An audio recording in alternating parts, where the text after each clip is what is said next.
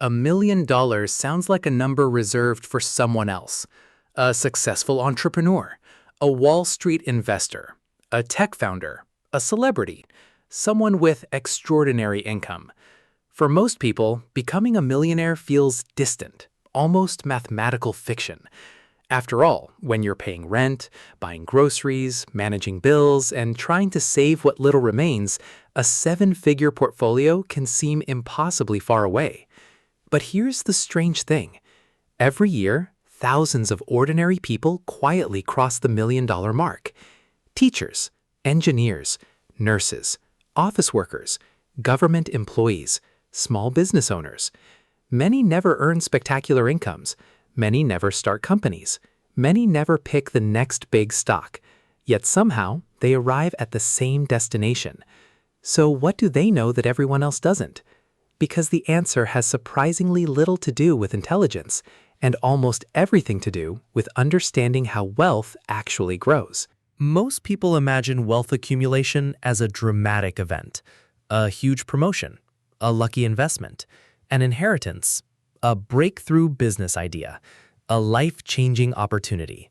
The media reinforces this belief constantly. We hear stories about overnight success. We celebrate sudden fortunes. We study extraordinary outcomes. But wealth rarely grows that way. In reality, most million-dollar portfolios are built through something far less exciting: consistency. And that's exactly why so many people underestimate it. The human brain is naturally drawn towards large, visible gains. Small gains feel insignificant. Yet wealth often follows a completely different set of rules, a set of rules that rewards patience more than brilliance. Imagine a snowball rolling down a hill. At first, almost nothing happens.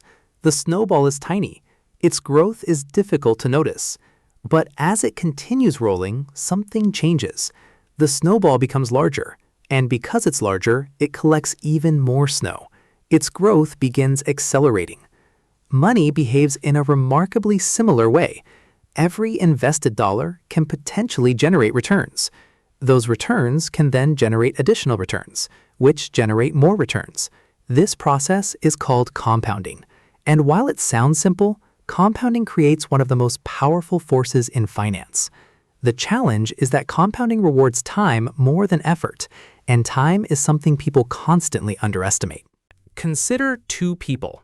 Both save exactly the same amount of money. Both invest in broadly diversified assets. Both earn similar long-term returns. But one starts investing at age 25. The other starts at age 35. Only a 10-year difference, nothing dramatic. Yet decades later, their portfolios may be separated by hundreds of thousands of dollars. How?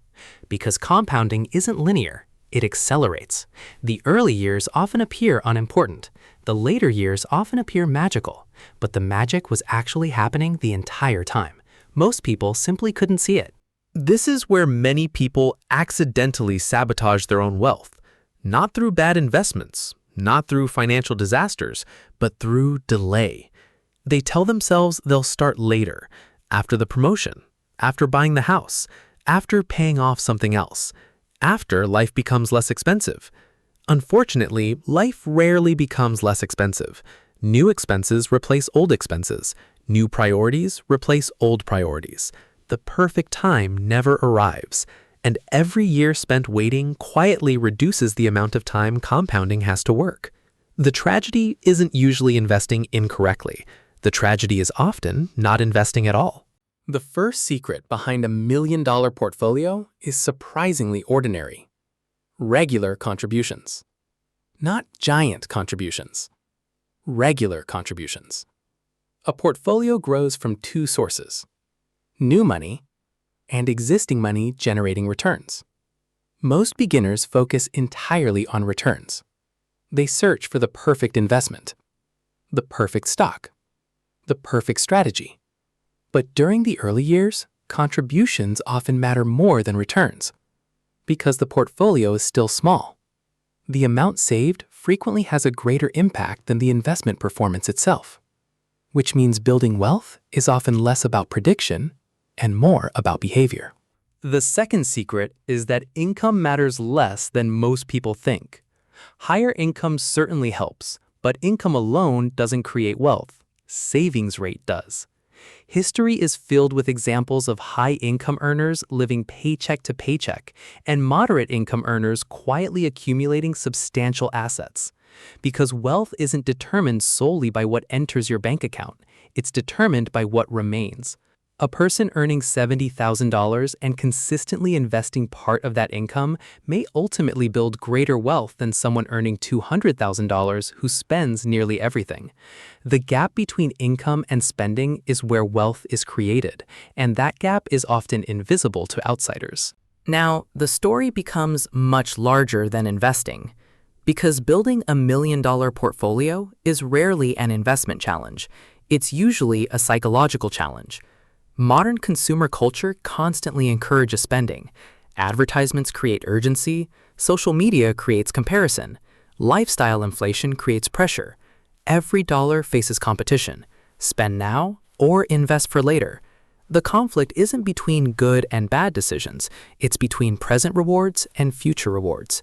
And human beings naturally favor immediate gratification, which makes long-term wealth creation psychologically difficult. Not because it's complicated, but because it's often boring. So, how does a normal person build a $1 million portfolio?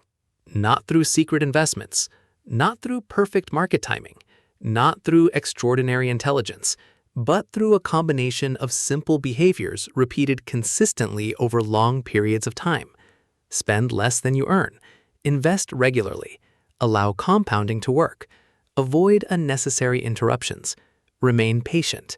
The process appears slow until one day it doesn't, because eventually the portfolio begins generating growth that exceeds the annual contributions themselves, and that's when the mathematics of wealth start becoming visible.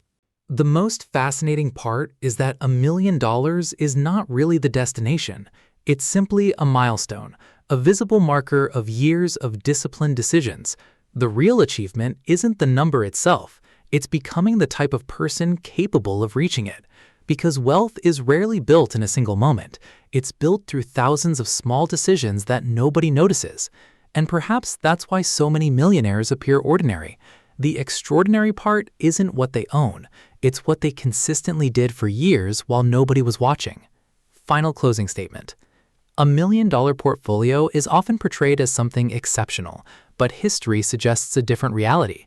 For many people, it is not the result of extraordinary income or extraordinary luck. It is the result of ordinary actions repeated long enough for compounding to reveal its power. And in the end, that may be the most important lesson of all. Wealth often looks impossible in the beginning, inevitable in hindsight, and surprisingly simple in between.